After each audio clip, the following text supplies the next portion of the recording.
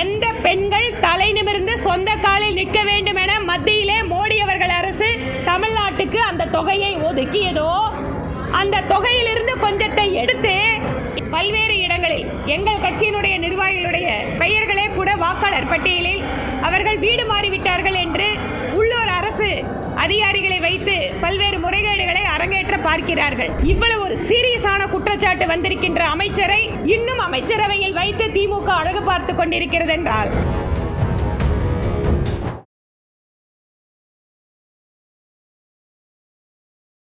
தமிழக பாரதிய ஜனதா கட்சி என்று தமிழகம் முழுவதும் இருக்கக்கூடிய அத்தனை சட்டமன்ற தொகுதிகளிலேயும் பூத் கமிட்டி முகவர்களுக்கான நிர்வாகிகளுக்கான கூட்டங்களை நடத்தி கொண்டிருக்கிறோம்.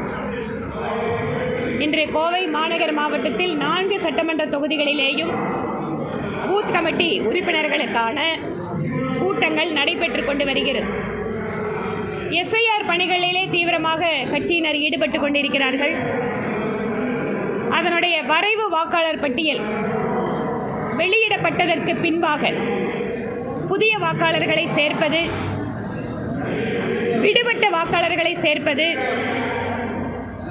இறந்தவர்களை அல்லது நிரந்தரமாக வீடு மாறியவர்களை கண்டறிந்து அவர்களுடைய பெயர்களை நீக்குவது, வாக்காளர் பட்டியலில் இருக்கக்கூடிய முகவரி, வயது, பெயர், புகைப்படங்கள் இவற்றில் மாற்றம் இருந்தால் செய்வது என அடுத்த 1 மாத காலம் தீவிரமாக பணியாற்றக்கூடிய காலம். இந்த வாக்காளர் பட்டியல் தீவிர திருத்தத்தின் போது பல்வேறு இடங்களில்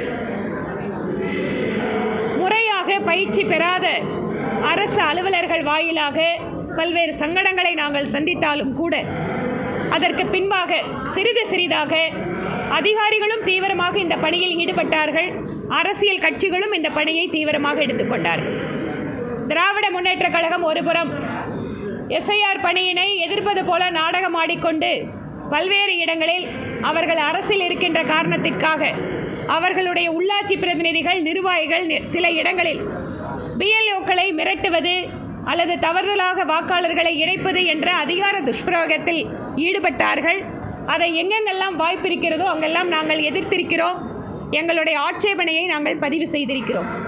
எப்படி ஆயினும் தமிழகத்திலே வாக்காளர் பட்டியல் நேர்மையானதாக, உண்மையானதாக, சந்தேகத்திற்கு இடமில்லாததாக மாற்ற வேண்டும் என்கின்ற தேர்தல் ஆணையத்தினுடைய லட்சியத்திற்கு நாங்கள் அத்தனை பேரும் ஒரு அரசியல் கட்சியினுடைய தார்மீக கடமையாக எங்களுடைய பணியை செய்து கொண்டிருக்கிறோம்.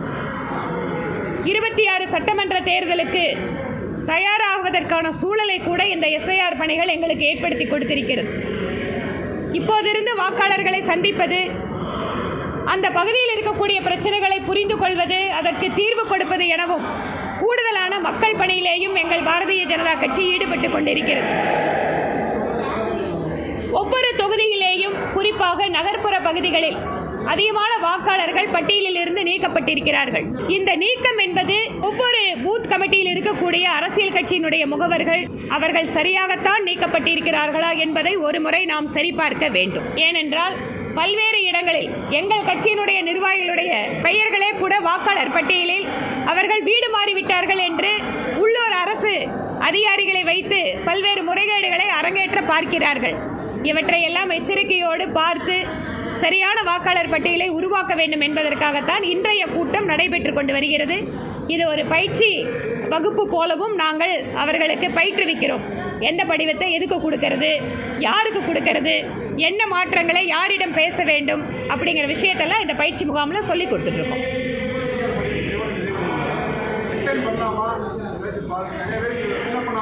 வாக்காளர் பட்டியலில் எவ்வளவு தூரம் அந்த வாக்காளர்களுடைய பணி நிறைவு பெற்றிருக்கிறது என்பதை பார்த்து தேர்தல் ஆணையமே அதற்கான முடிவுகளை எடுத்துட்டு இருக்காங்க. அதனால் இன்னைக்கு வரக்கூடியது எத்தனை தொகுதிகளில் 100% அது நிறைவு பெற்றிருக்குங்கிறது அந்த டேட்டா தேர்தல் ஆணையம் பார்த்து முடிவெடுக்க வேண்டும்.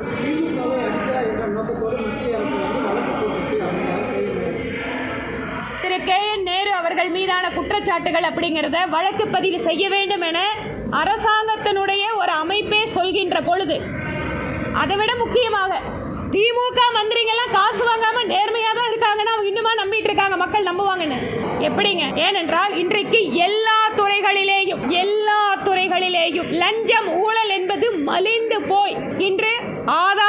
கொடுத்து ஒரு அரசு அமைப்பு வழக்கு பதிவு செய்ய வேண்டும் என்ற சூழல் இருக்கு. இதுக்கப்புறம் மாநிலத்தோட முதலமைச்சர் போன கண்ணை மூடிட்டா உலகமே இருண்டு போகிற மாதிரி அவர் வச்சிருக்காங்க போல இருக்கு. அவர் பாவம் விவரமே தெரியாம இருக்காரு. அவர் கீழே இருக்கிற அமைச்சர்கள் என்னென்ன பண்ணிட்டு இருக்காங்கிற விவரம் கூட தெரியாம இருக்காரு. அதனாலதான் இப்படி எல்லாம் பேசுறாரு. அதனாலதான் அமைச்சரவையில ஜெயிலுக்கு போன அமைச்சர்கள் எதுக்கு அவர் வச்சிருக்கணும்? குற்ற வழக்கு இருக்கு, குற்ற வழக்கை ஃபேஸ் பண்ணக்கூடிய அமைச்சர்கள் எல்லாம் வச்சிருக்காங்கன்னா இது நேர்மையான அரசா? திமுகவுக்கு நேர்மைக்கு என்னைக்காவது சம்பந்தம் இருந்திருக்கா? அதனால் எந்த அமைச்சர்கள் மீது, மாநில அமைச்சர்கள் மீது குற்றச்சாட்டுக்களை நீதிமன்றம் சரியான முறையில் விசாரணை செய்ய வேண்டும். மாநில அரசு அவங்க அதிகாரத்தில் இருக்கிறதால சில நேரங்களில் அதை மூடி மறைப்பதற்காக, மிரட்டுவதற்காக முடிவு செய்வார்கள். ஏனென்றால் இங்க இருக்கக்கூடிய பொறுப்பு முன்னாள் மந்திரி திரு செந்தில் பாலாஜி என்ன சொன்னாரு? ஆமா, நான் காசு வாங்கிட்டு தான் வேலை கொடுத்தேன்னு சொன்னவருங்க. அதுக்கப்புறம் இன்னைக்கு திடீர்னு அவர் தியாகி ஆயிட்டாரு, திடீர்னு புனிதர் ஆயிட்டாரு. ஏன்? அதிகமா கொடுக்கறாரு.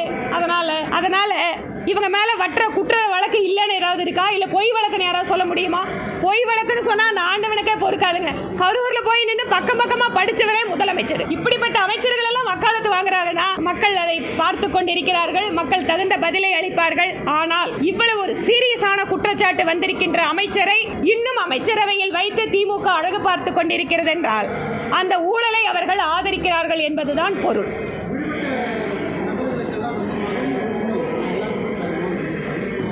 ஆமா, எலெக்ஷன் வருது இல்ல, அதனால 3 மாசத்துல எப்படியெல்லாம் பெண்களை ஏமாற்ற முடியும்னு பார்ப்பாங்க. தமிழ்நாட்டில் இருக்கக்கூடிய பெண்கள், வெல்லும் தமிழக பெண்கள் அப்படின்னு ஒரு மாநாடு நடத்தியிருக்காங்க சென்னையில். அதில் சிறப்பாக தமிழகத்திற்கு பங்காற்றிய பெண்களை எல்லாம் நாங்கள் அறிமுகப்படுத்துகிறோம். ஆனால் மகளிர் சுயஉதவி குழுக்களுக்காக மத்திய அரசாங்கம் கொடுத்த தொகையை திசை திருப்பி இந்த வெல்லும் தமிழக பெண்களை ஊர்ல இருந்து கூட்டிட்டு வந்து அவங்க கிட்ட வீடியோ, ஆடியோ எடுத்து போடுறதுக்கு அந்த பணத்தை செலவு பண்ணியிருக்க மாநில அரசு. எந்த பெண்கள் தலை நிமிர்ந்து சொந்த காலில் நிற்க வேண்டும் என மத்தியிலே மோடி அவர்கள் அரசு தமிழ்நாட்டுக்கு அந்த தொகையை ஒதுக்கியதோ அந்த தொகையிலிருந்து கொஞ்சத்தை எடுத்து திராவிட மாடல் அரசை புகழ்ந்து பேசுவதற்காக பெண்களுக்கு அந்த தொகையை செலவு செய்து ஒரு டிராமா மாடலுக்கு அந்த பணத்தை இந்த கவர்மெண்ட் செலவு பண்ணிட்டு இருக்கு. அதனால அது மட்டும் இல்லைங்க, தமிழகத்தில் இருக்கக்கூடிய பெண் அதிகாரிகளை மேடையில் நிறுத்துறாங்களே, அந்த பெண் அதிகாரிகள் எல்லாம் திராவிட மாடல் ஆட்சியினால தான் வந்தாங்களா? என்ன அநியாயங்க! அந்த பெண் அதிகாரிகளை இந்த அரசு அவமானப்படுத்தி இருக்கிறது. அவர்களுடைய உழைப்பினால், அவர்கள் திறமையினால் பல்வேறு ஆண்டுகளுக்கு முன்பாக ஒரு அரசாங்கத்தினுடைய அதிகாரியாக வந்த பெண்களை எல்லாம் ஏதோ 5 வருஷம் இவங்க திராவிட முன்னேற்ற கழக ஆட்சியில தான் அந்த பெண்கள் எல்லாம் முன்னேறினாங்கன்னு ஒரு ஷோ காட்டிட்டு இருக்காங்க. இது அந்த பெண் அதிகாரிகளுடைய உழைப்பை, அவர்களுடைய திறமையை இந்த அரசு கொச்சைப்படுத்தி கொண்டிருக்கிறது. வேற வழி இல்லை. ஒரு அரசாங்க அதிகாரி அரசாங்கம் சொன்னா பண்ணி ஆகணும். அப்படிப்பட்ட இக்கட்டான சூழலில் அந்த அதிகாரிகளை இந்த மாதிரி நடத்தி இருப்பது என்பது கடுமையான கண்டனத்திற்குரியது.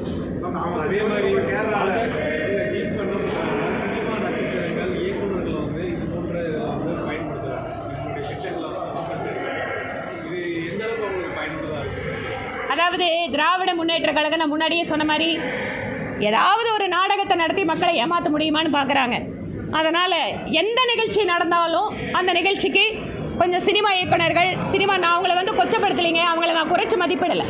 சினிமா நடிகர்களுக்கு மக்கள்கிட்ட செல்வாக்கு இருக்குது, அதை எல்லா அரசியல் கட்சியும் பயன்படுத்திக்கிறாங்க. ஆனால் அவர்களை எல்லாம் வலுக்கட்டாயமாக சில இடங்களில் கூட்டி வந்து இந்த அரசை பாராட்ட வைப்பது, அவர்களை மிரட்டுவது, இந்த வேலையெல்லாம் திமுக புதுசு இல்லை. இதுக்கு முன்னால் கவர்மெண்ட்லேயும் இதே மாதிரி தான் நடந்தது. அந்த வேலையை தான் திருப்பி பண்ணிட்டு இருக்காங்க.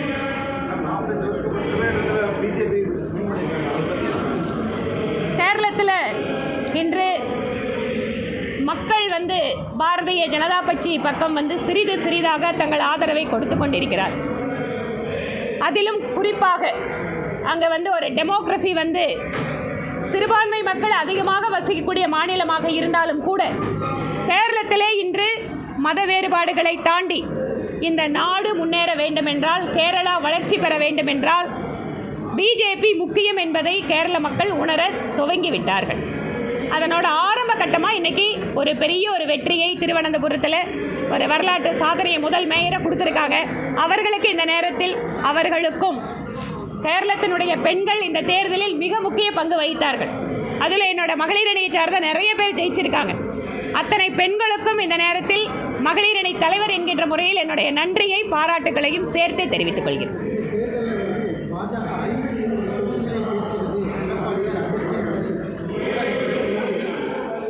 ஏதாவது ஒரு செய்தி எங்களை பற்றி எழுதிட்டு இருக்கணும்ல. அதனால தான் எத்தனை தொகுதி, யார் வேட்பாளர், இதை எல்லாத்தையும் எங்களோட தேசிய தலைமை தான் முடிவு பண்ணுது.